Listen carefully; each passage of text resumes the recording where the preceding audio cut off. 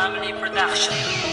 Sa gitna ng kalikasan, sa gitna ng kalikasan, ng kaligtasan, ang pinakaligtasan, sa gitna ng kalikasan, sa gitna ng kalikasan, ng kaligtasan, ang pinakaligtasan. Kailan ba masasagip ang mundo sa pagkasira? Winasak ng mga kalamidad na pambihira. Nasaan na ang tunay na simbolo ng kaligasan? Namamatay na tila ba wala ng kaligtasan? Itong ating mundo, saan nga ba to patungo? Patuloy ang pag-init ng mundo sa pagkaguho. Nasaksihan mo ba ang mga pinangyarihan ng galit at puot ng ating makapangyarihan? Basta ng karamihan ng ating karumihan, sino ang tutugon sa aming mga kahilingan? Tayo ay namumuhay sa paraisong uhaw, kung saan naging itim na ang ilog nating bughaw. Sa gitna ng kalikasan,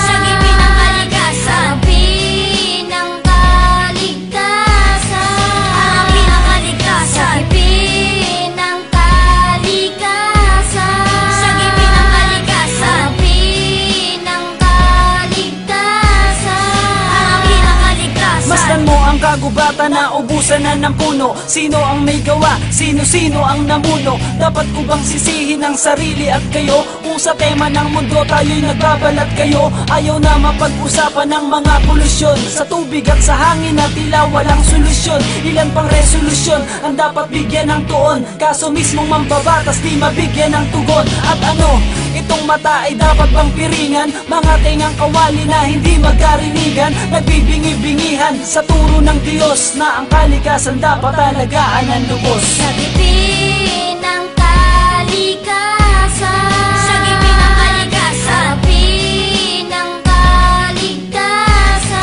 ang pinakaligtasan, sa gitna ng kalikasan, sa gitna ng kalikasan, ng kaligtasan, ang pinakaligtasan. Oo nga't patuloy tayo sa mithiing pag-unlad at pagandahin pa ang mga gusali sa syudad. Ngunit batid mo na bang malapit na ang pagkawasak? Ang salamin nitong mundo'y tuluyang nababasag. Lindol na nagpaguho ng maraming mga lupa, mga bagyong nagdulot ng bahang hindi humupa. Sa sobrang init ay nasunog ang mga tirahan, nadamay ang mga mamamayang naninirahan. Maliit, malaki, mahirap man o mayaman, lahat ay nakaranas ng lupit ng kalikasan. Ang tanging paraan ay pagsunod at panalangin upang ang mundo'y di malagay sa alanganin. Sa gitna